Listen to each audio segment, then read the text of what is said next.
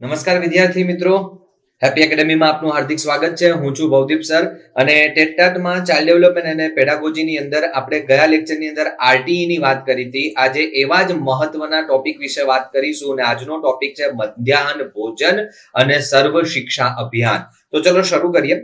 સૌથી પહેલા તો મધ્યાહન ભોજનની વાત કરું તો મધ્યાહન ભોજનના ઉદ્દેશ્યો શું હતા? તો શાળામાં પ્રવેશ વધારવો. શું કામ? કારણ કે જો મેઇન વસ્તુ શું આવતી કે જ્યારે આરટી ની અંદર આપણે એવી વાત કરી કે ભાઈ દરેક લોકોને 6 થી લઈને 14 વર્ષના બાળકોને મફત શિક્ષણ અને ફરજિયાત શિક્ષણ આપવાનું છે, પરંતુ પ્રશ્ન એ પણ ઉભો થતો કે ભાઈ એવી અમુક પરિસ્થિતિ વાળા કોઈ બાળક હોય કે જે જમવાનું પણ ઘરેથી ના લઈ જઈ શકે, તો એવી પણ અમુક પરિસ્થિતિઓ આવતી જેના લીધે શાળામાં એડમિશન નહોતા થતા. એટલે એમાં શાળામાં એડમિશન વધારવા માટે સ્કૂલની અંદર જ શાળામાં જ ભોજન આપવાની શરૂઆત થઈ, જેને મધ્યાહન ભોજન તરીકે ઓળખવામાં આવે છે. બરાબર. આગળ વાત કરીએ આમાં તો હાજરી સુધારવી. શું કામ? ઘણી વખત એવું પણ થતું કે ભૂખ્યું હોય બાળક, બરાબર, ઘણા માતા પિતા એવા હોય કે જે રોજનું રોજ કામ કરતા હોય, જેમ કે કોઈ કડિયા કામ કરે છે અથવા તો છૂટક મજૂરી કરે છે, મા અને બાપ બંને આવું કરતા હોય, ઘરે કોઈ ધ્યાન રાખવા વાળું જ ન હોય, તો વારંવાર ન ખાવાના કારણે પણ બાળકો બીમાર થતા.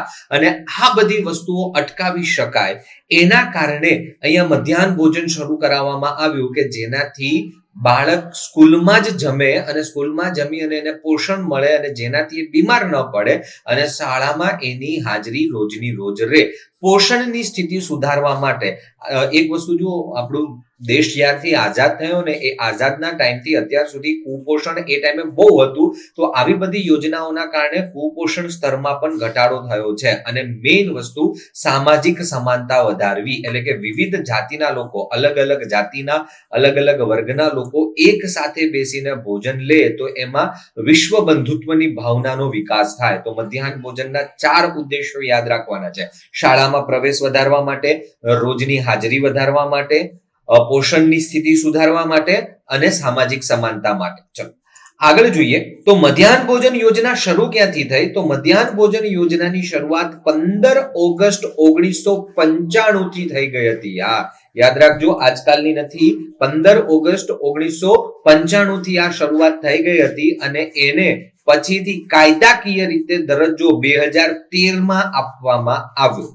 બરાબર. ભારતની અંદર કુપોષણ ઘટાડવા માટે ઘણી બધી ચળવળો ચાલી હતી. એ 1995 થી શરૂ થઈ હતી, પરંતુ એમાં જે મધ્યાહન ભોજનને કાયદાકીય રીતે એટલે કે બંધારણીય દરજ્જો એ સેના અંતર્ગત મળે છે? તો એ NFSA. NFSA નું ફૂલ ફોર્મ થાય નેશનલ ફૂડ સિક્યુરિટી એક્ટ. બરાબર. ગુજરાતીમાં એને કહેવાય રાષ્ટ્રીય ખાદ્ય સુરક્ષા અધિનિયમ અંતર્ગત મળે છે. બીજી એક વસ્તુ યાદ રાખવાની છે કે આ મધ્યાહન ભોજન યોજના જે છે એનું 2021 માં નામ બદલવામાં આવ્યું અને 2021 માં નામ બદલી અને પીએમ પોષણ યોજના, નરેન્દ્રભાઈ મોદી દ્વારા પીએમ પોષણ યોજના નામ કરવામાં આવ્યું હતું. ચલો આ 3 ક્વેશ્ચન અહીંયા યાદ રાખવાના છે. શરૂઆત 1995, બંધારણીય દરજ્જો 2013 અને નવું નામ 2021 માં પીએમ પોષણ યોજના. નેક્સ્ટ વાત કરું તો હવે પછીનું વાત આવે છે સર્વ શિક્ષા અભિયાન.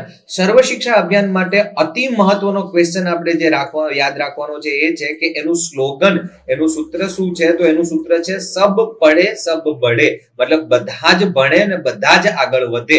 તો આ એનું સ્લોગન, આ એનું સૂત્ર છે. આ અતિ મહત્વનું આપણે યાદ રાખવાનું છે, સબ બડે સબ પડે. બરાબર.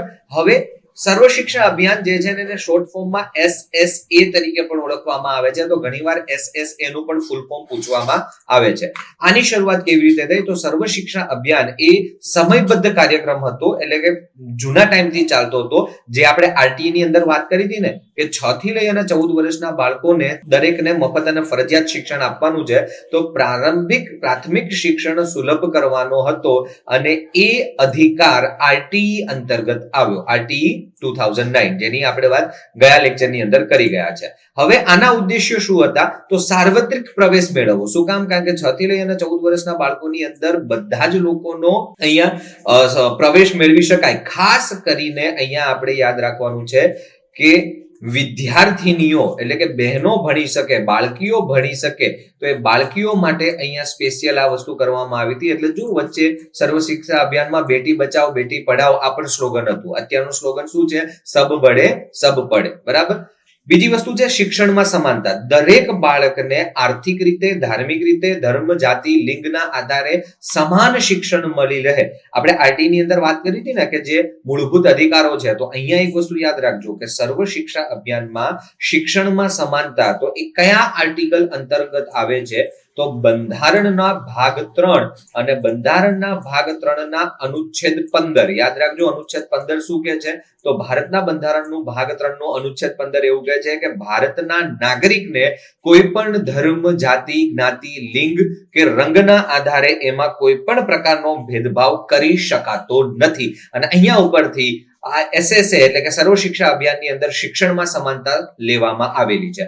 બીજી વસ્તુ સર્વ શિક્ષા અભિયાનનું બીજી છે કે શિક્ષણની ગુણવત્તા વધારવી એટલે કે શિક્ષણનું સ્તર વધારવું, જેમાં SMA આપણે કાલે વાત કરી હતી ને આરટી ની અંદર. SMA એટલે શું?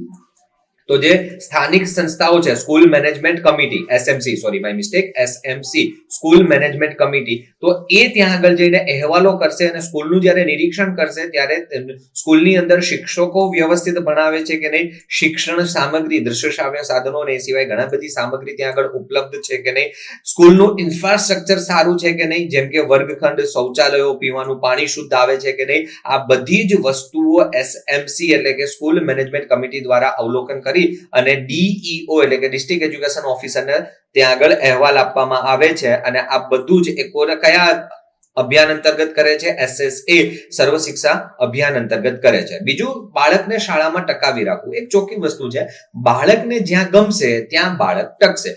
જો એને સ્કૂલમાં સારું વાતાવરણ મળશે તો બાળક ઓબ્વિયસલી ત્યાં ટકવાનું જ છે. તો આ સૌથી મોટો એક ઉદ્દેશ્ય હતો.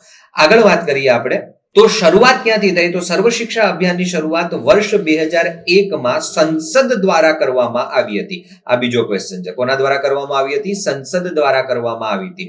ભારતીય બંધારણ આધારે એસએસએ ને 86માં બંધારણીય સુધારણા અંતર્ગત 2002 મુજબ કલમ નંબર 21A, જેની વાત આપણે કાલે કરી ગયા છે. 21A શું કહે છે? 6 થી લઈને 14 વર્ષના બાળકોને મફત અને ફરજિયાત શિક્ષણ આપવું. તો 2 કલમો આવશે 21A ની અંતર્ગત. એક કાયદો કયો બન્યો? એક કાયદો બન્યો આરટીઈ, રાઇટ ટુ એજ્યુકેશન, જેમાં મફત શિક્ષણ આપવાની શરૂઆત થઈ અને દરેક વિદ્યાર્થીઓને શિક્ષણ મળી રહે એના માટે શું આપ્યું? એસએસએ સર્વ શિક્ષા અભિયાન. આ બંને કયા આર્ટિકલ અંતર્ગત આવે છે? આર્ટિકલ 21A અંતર્ગત આવે છે. બરાબર. એસએસએ નું નવું સ્વરૂપ એને સમગ્ર શિક્ષા અભિયાન તરીકે પણ ઓળખવામાં આવે છે, જે પ્રી સ્કૂલ થી લઈ અને ધોરણ 12 સુધીના શિક્ષણને આવરી લે છે. એટલે કે જેટલી પણ વસ્તુઓ છે વ્યવસ્થિત હોવી જોઈએ એ બધું જ અવલોકન એસએસએ અંતર્ગત પ્રી સ્કૂલ થી લઈ એટલે કે સિનિયર કેજી, જુનિયર કેજી થી લઈ અને 12મા ધોરણ સુધી આ બધી જ વસ્તુઓને આવરી લેવામાં આવે છે. તો મિત્રો, બંને વચ્ચેનો તફાવત જોઈએ આપણે. તો બંને વચ્ચેનો તફાવત શું છે? તો જો મુખ્ય ઉદ્દેશ્ય જે મધ્યાહન ભોજન છે એનો મુખ્ય ઉદ્દેશ્ય શું છે? કે પોષણ અને હાજરી સુધારવી. જ્યારે સર્વ શિક્ષા અભિયાનનો મુખ્ય ઉદ્દેશ્ય શું છે? સાર્વત્રિક પ્રાથમિક શિક્ષણ બધાને જ પ્રદાન કરવું.